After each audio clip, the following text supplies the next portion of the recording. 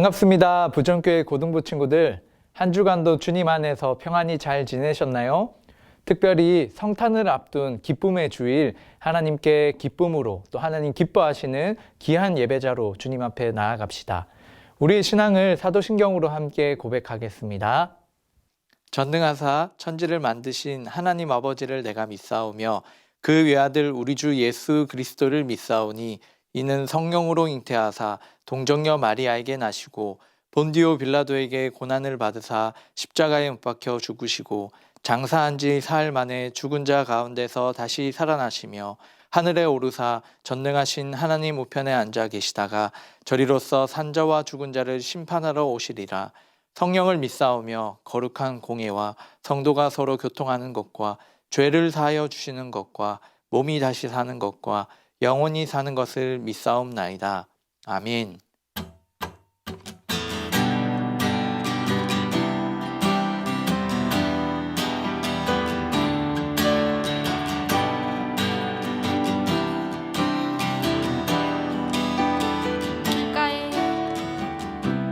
길가에 피어있는 꽃들도 주 손길이 어루만지심을 보내 모든 생명 속에 주의 사랑을 흘러 참된 의미 참된 빛을 비추네.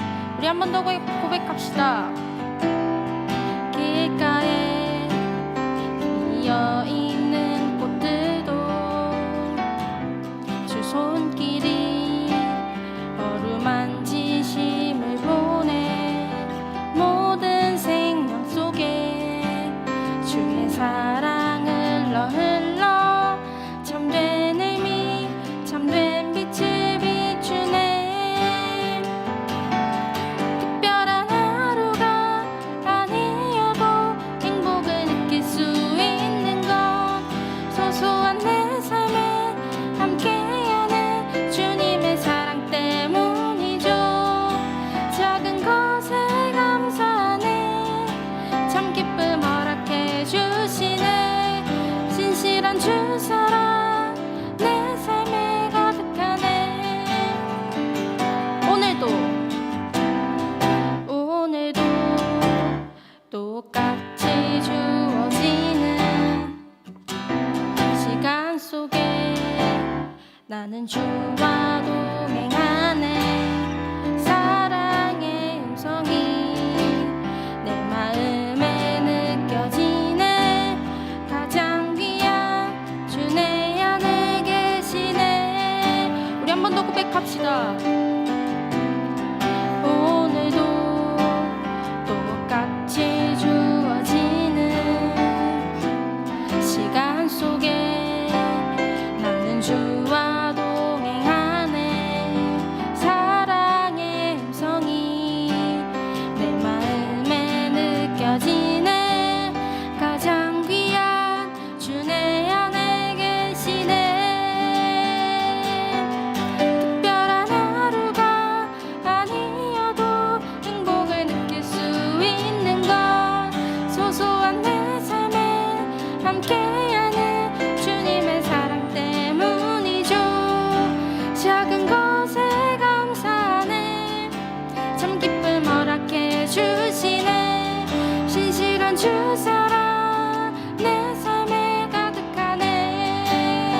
특별한 하루가 아니어도 행복을 느낄 수 있는 건 소소한 내 삶에 함께하는 주님의 사랑 때문이죠. 작은 것에 감사하네. 참 기쁨 허락해 주시네. 신실한 주 사랑 내 삶에 가득하네.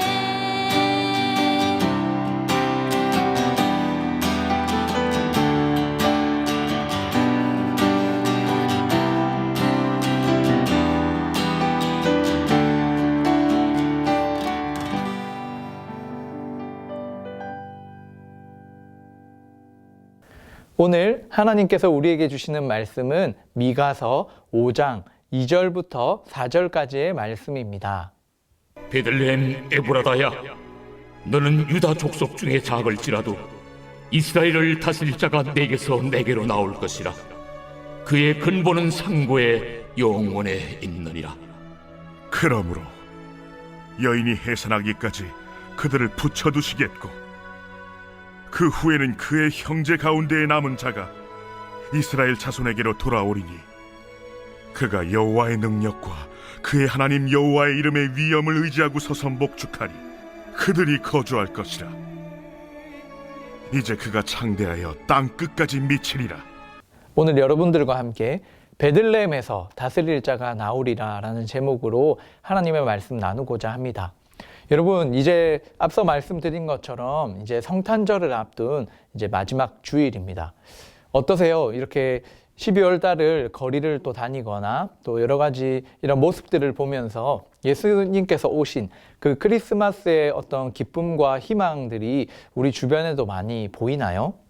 원래는 안 그랬는데요. 원래 주변에 메리 크리스마스라는 이 표현과 또 그런 인사들이 참 많았었는데, 최근 들어서 이제 이 크리스마스라는 표현을 사람들이 쓰지 않고 해피 홀리데이라고 해서 이 성탄의 기쁨을 이제 믿지 않는 사람들과 원래는 함께 나누고 또 그것을 전할 수 있는 귀한 기회들이 있었는데, 이제 많은 사람들이 크리스마스라는 용어보다는 홀리데이라는 그냥 공휴일의 하나로 여기는 이런 문화들이 우리 주변에서 많이 생기고 있는 것 같습니다. 우리가 그리스도인으로서 참 안타까운 부분들이죠. 우리가 크리스마스 하면 여러분들에게 여러 가지 재미있었던 추억들, 또 기쁨의 순간들이 먼저 떠오르실 텐데요. 오늘 이 말씀을 통해서 우리가 이 크리스마스, 성탄을 함께 기뻐할 수 있는 진짜 이유와 또 그 내용들을 구약의 말씀을 통해서 함께 알아가는 귀한 시간이 되었으면 좋겠습니다. 성탄절을 앞둔 주일인데 오늘 본문 말씀은 우리가 읽은 것처럼 미가서였습니다. 바로 구약의 말씀이죠. 예수님이 태어나시기 전 700년 전에 이 미가 선지자를 통해서 하나님께서 예언하신 말씀입니다. 특별히 그 예수님이 베들레헴에서 태어나실 것이라는 것을 정확하게 예언하고 있는 본문 말씀이죠. 이 말씀을 시작하면서 먼저 이 미가 선지자의 그 시대에 대한 배경들을 우리가 알 필요가 있습니다. 이 미가 선지자는 여러분들이 선지자 중에서 잘 알고 있는 이사야 선지자와 이 동시대에 살았던 사람입니다. 그래서 이 남유다를 향한 하나님의 말씀을 전한 선지자가 바로 미가였는데요. 이 이사야 선지자 같은 경우에는 왕궁의 선지자로서 아주 긴 분량의 또 성경을 남기기도 했죠. 그런데 그것과 비교해서 이 미가 선지자는 아주 적은 분량입니다. 한 이사야서의 10분의 1 정도밖에 되지 않죠. 그리고 또 궁전이 아닌 광야에서 이제 이 하나님의 말씀을 전했던, 분량은 적지만 이 핵심 메시지가 분명히 드러나는 성경이 바로 미가서입니다. 이 미가서에서 계속해서 말씀하는 것은 무엇이냐면, 하나님의 백성이라면, 정말 하나님을 믿는 사람이라면 우리의 삶에 있어서 정치나 사회적인 그 삶의 영역들 속에 정말 정의와 공의를 행함으로써 그런 믿는 사람으로서의 삶의 열매가 있어야 된다라는 것을 늘 말씀합니다. 그런데 그 시대에는 많은 이스라엘 사람들이 우리 북이스라엘과 남유다의 시대를 통해서 잘 알고 있는 것처럼 하나님을 온전히 믿지 않고 우상 숭배를 겸하여 하나님을 섬겼고, 또 하나님을 믿지 않는 사람들, 또 무시하는 사람들도 있었죠. 그래서 이 미가 시대에 먼저 북이스라엘이 멸망하게 되는데요. 하나님을 온전히 믿지 못함으로 먼저 멸망하게 되죠. 그 모습을 본 미가가 남아있는 남유다 백성들을 향해서도 우리가 계속해서 이렇게 살게 된다면 이스라엘 백성들이, 북이스라엘이 그렇게 심판받았던 것처럼 우리도 그렇게 될 것이라는 이 하나님의 심판과 또 어서 빨리 속히 이 죄를 회개하고 하나님께로 돌이키라는 이 회개의 말씀을 전했던 선지자가 바로 미가 선지자입니다. 오늘 본문 미가서 5장 2절의 말씀을 함께 먼저 읽어보겠습니다. 시작. 베들레헴 에브라다야, 너는 유다 족속 중에 작을지라도 이스라엘을 다스릴 자가 내게서 내게로 나올 것이라. 그의 근본은 상고에 영원에 있느니라. 아멘. 우리가 조금 전에 읽은 이 말씀 한 구절을 가지고 한 가지씩 살펴보면서 이 구원자이신 메시아, 예수님의 그 모습과 또 그런 하나님의 일들을 함께 살펴보고자 합니다. 이 당시의 남유다의 백성들, 또 정치 지도자들, 또 종교 지도자들은 사실 하나님을 온전히 믿지 못하는 백성들이었습니다. 그래서 남유다의 그 모든 거짓된 목자들은 사라지고 참 목자이신, 구원자이신 이 메시아가 올 것이라는 예언의 말씀이었죠. 그 예언의 말씀 첫 번째가 바로 베들레헴 에브라다야라는 표현인데요. 이 베들레헴은 히브리어로 베트와 레켐이 합쳐진 이 빵과 집이라는 뜻이 합쳐진 이제 빵집이라는 뜻이죠. 그리고 그 이름을 우리가 의미들을 한번 살펴보면 그 뒤에 나오는 에브라다라는 표현은 풍부히 맺다, 이 결실을 맺다라는 그 풍부함을 뜻하는 표현입니다. 그리고 이 순서를 보시면 베들레헴 같은 경우에는 그 베들레헴 마을을 뜻하고요. 이 에브라다는 이 마을을 포함한 조금 더 큰 지역을 말하는 것입니다. 하나님께서 이스라엘을 위해 또 온 인류를 위해 보내실 그 메시아 구원자는 바로 베들레헴 이 에브라다에서 태어날 것을 하나님께서 말씀하셨습니다. 그런데 그 이름의 뜻들을 통해서 우리가 알 수 있는 그 의미가 한 가지 있다면 바로 굶주리고 상처받은 사람들을 구원하기 위해서 이 메시아 구원자가 이 땅에 오신다라는 것입니다. 그래서 이 지역과 이름의 뜻들이 그 마을 이름이 담고 있는 이 빵집 또 풍부히 맺음 이런 뜻을 통해서 그 구원자를 통해서 우리 모든 인류의 그 풍성함이 단순히 우리의 이렇게 육체적으로 채워지는 풍성함뿐만 아니라 하나님과의 교제가 그 관계가 회복되어지는 그 진짜 풍성이 그 메시아를 통해 구원자를 통해 우리에게 주어질 것이라는 하나님의 말씀이죠. 이 첫 번째 표현을 통해서 우리가 알 수 있는 것은 모든 굶주림의 사람들, 상처의 사람들, 모든 결핍된 그 모든 것이 오실 메시아를 통해 그 구원자를 통해 풍성한 것으로 회복될 것을 말씀해 주는 하나님의 본문입니다. 그리고 이어지는 두 번째 표현을 한번 보실까요? 유다 족속 중에 작을지라도 이스라엘을 다스릴 자가 내게로 나올 것이라. 아멘. 자, 유다 족속 중에 작을지라도 라는 표현이 나오는데요. 여러분들 베들레헴이라는 단어를 들었을 때 지금 우리 친구들은 이 도시에 대해서 잘 알고 있고 성경의 여러 지명 가운데 그래도 내가 알고 있는 지명 중에 하나라고 생각해서 아주 크다라고 생각할 수도 있겠죠. 그러나 당시에 이 말씀이 주어졌을 때 이 베들레헴은 이 유다의 마을들 중에 아주 작은 마을 중에 하나였습니다. 또 하나님께서 이 세상을 다스리시고 구원하시는 그 방법이 가지고 있는 힘을 통해서 뭔가 우세하고 강압적으로 그 일들을 이루어 가시는 것이 아니라 하나님의 말씀에 순종하는 가장 작은 모습으로, 가장 낮은 모습으로 그것이 하나님의 방법이기 때문에 하나님께서 이 유다족 속 중에 가장 작은 마을, 가장 그 작은 자리에 예수님께서 태어나시는 것입니다. 자, 앞서 살펴본 두 가지, 사람들이 굶주리고 상처받고 또 영혼으로서 하나님과의 관계가 회복되어지지 않은 그 사람들의 그 모습 가운데 우리를 풍성케 하기 위해서 오실 그 메시아의 모습을 말씀하셨죠. 그리고 가장 작은 자리에 가장 낮은 모습으로 하나님의 방법으로 이 땅에 태어나실 예수님에 대한 말씀이었습니다. 그리고 마지막 표현인데요. 우리 2절 하반절입니다. 그의 근본은 상고에 영원에 있느니라. 아멘. 자, 이 말씀이 뜻하는 것은 무엇일까요? 바로 이 그의 근본이라는 말은 태초라는 표현인데요. 이 태초라는 표현은 히브리어의 그 용례를 보니까 이것은 하나님의 영원성을 가리키는 표현입니다.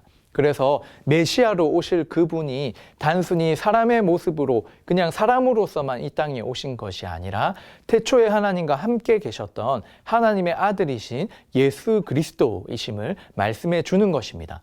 그래서 이 하나님이신 또 완전한 사람이신 이 예수님이 이 땅에 우리를 위해서 오신다라는 것이죠.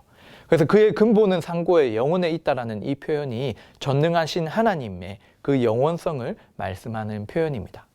자, 우리가 구약의 이 미가서의 말씀을 통해서 오실 메시아, 예수님에 대한 여러 가지 표현과 의미들을 살펴보고 있는데요. 여러분, 이런 질문이 들 수도 있을 것 같아요. 왜 예수님이어야만 했나? 왜 하나님의 아들이어야만 이 문제를 해결할 수 있었을까라는 질문을 해볼 수도 있겠죠. 우리의 여러 가지 인간의 문제들을 하나님께서 해결해 나가실 때 어쩌면 이 모세라는 또 사람을 통해서 하나님의 일들을 이루신 것처럼 또 선지자의 대표인 엘리야를 통해서 이 일들을 이루신 것처럼 하나님께서 세우신 사람들을 통해서 얼마든지 이 일을 하실 수 있지 않았을까라는 질문을 할 수도 있겠죠. 그런데 이 구원을 위해서 하나님의 아들이시자 완전한 하나님이시자 사람이신 예수님이 이 땅에 오셔야 할 그 이유, 그것은 바로 죄의 문제 때문이었습니다. 바로 인간이 가지고 있는 그 죄의 문제를 해결하기 위해서는 죄가 없는 사람이 필요했기 때문입니다. 그런데 아담으로부터 태어나는 모든 사람은 원죄를 통해서 죄를 가지고 있는 사람이었습니다. 모세와 엘리야 모두 마찬가지였죠.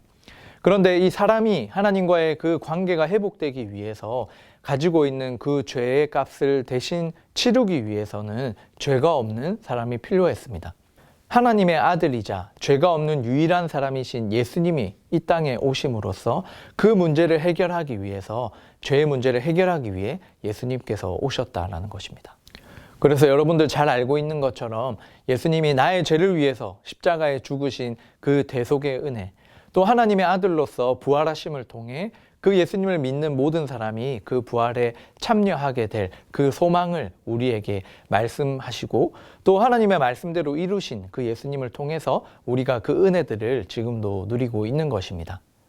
그렇기 때문에 우리는 그 예수님이 이 땅에 오신 그 날을 기억하면서 나에게 주어진 이 구원의 은혜, 그것을 성취하시는 그 하나님의 은혜를 우리가 기억하면서 예수님의 탄생을 기뻐하는 것입니다.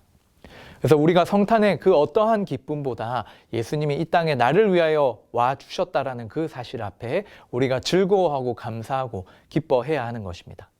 소망하기는 오늘 말씀을 통해서 여러분들이 여러 가지 크리스마스의 그 기쁨이 내가 무언가를 가짐으로써 기뻐하는 그 기쁨이 아니라 예수님을 생각하고 기억함으로 예수님이 이 땅에 오심을 우리가 함께 기뻐할 수 있는 그 믿음이 더하여지는 시간 되기를 축복합니다.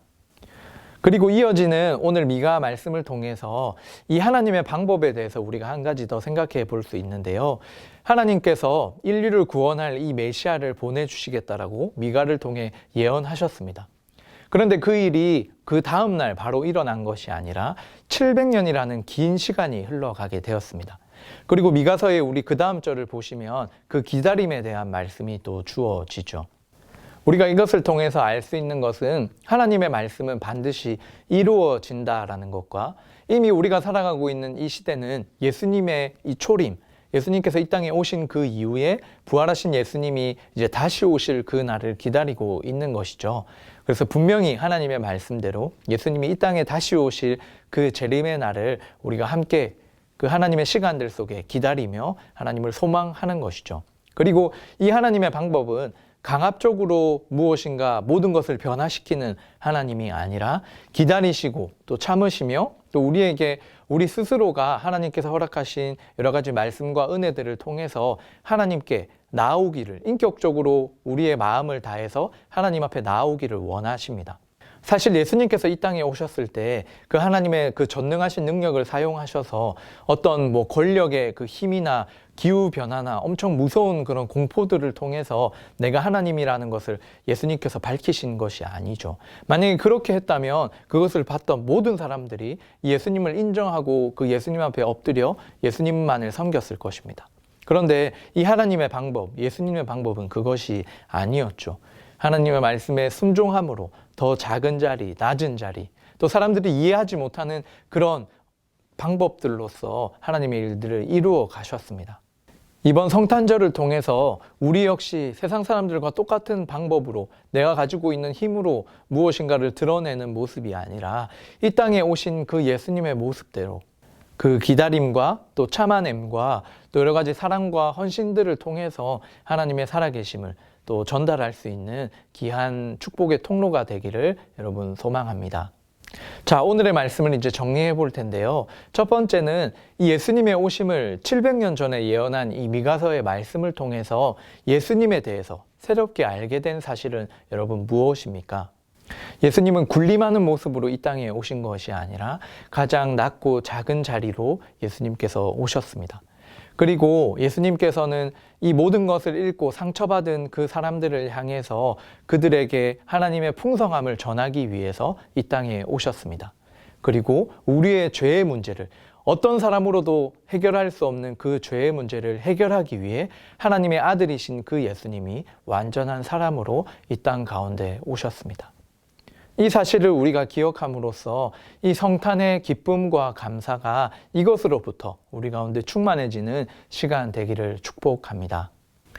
이 시간 함께 기도드리겠습니다. 하나님 아버지 감사합니다. 이렇게 성탄절을 맞이하며 예수님께서 이 땅에 오신 이유와 또 그 의미들을 구약의 말씀을 통해 살펴보게 하시니 감사합니다. 죄의 문제를 해결할 수 없는 이 땅의 죄인들을 위해 하나님의 아들이신 예수 그리스도를 보내어 주신 그 은혜에 감사드립니다. 하나님의 방법으로 가장 낮고 작은 자리에 오신 그 예수님을 기억하며 또 우리를 풍성케 하실 그 예수님을 소망하며 우리가 이 땅을 살아갈 때 그 예수님의 모습과 하나님의 방법대로 살아갈 수 있는 주의 백성들이 되게 하여 주시옵소서. 하나님의 아들 예수 그리스도는 완전한 하나님이시자 또 완전한 사람의 모습으로 이 땅에 오셨습니다. 이 놀라운 사실을 우리가 함께 믿으며 또 우리가 그 예수님이 이 땅에 오신 그 사실을 함께 기뻐하며 이 성탄의 참된 의미를 나눌 수 있는 한 주간이 되게 하여 주시고 또 이 성탄의 기쁨과 복음을 우리 주변의 많은 사람들에게 흘려보낼 수 있는 귀한 축복의 통로가 되어지는 우리 모든 고등부 친구들이 되게 하여 주시옵소서. 이 말씀을 묵상하고 기억함으로 살아갈 때에 정말 예수님께서 나를 위해 이 땅에 오신 그 시간과 그 사건이 더욱더 깨달아지며 또 그 은혜에 감사하게 되는 또 귀한 시간들을 주께서 더하여 주시옵소서. 모든 것 감사드리오며 이제는 주 예수 그리스도의 은혜와 하나님 아버지의 무한하신 사랑과 성령 하나님의 위로교통 충만하신 그 은사가 우리를 구원하기 위해 예수 그리스도가 이 땅에 오심을 믿고 그 성탄의 기쁨을 함께 나누기를 소망하는 모든 주의 백성들 머리 위에 지금으로부터 영원토록 함께 있을지어다. 아멘. 고등부 소식 전해드립니다. 벌써 다음 주가 12월 달의 마지막 주일, 또 이제 고등부로서 마지막 예배를 드리게 되는 졸업 예배 시간입니다. 우리 고3 친구들, 또 우리 고1, 고2 친구들, 또 특별히 다음 주 많이 현장 예배에 참석하여서 이렇게 기쁜 마음으로 격려하고 또 보내주는 귀한 시간들이 있었으면 좋겠습니다.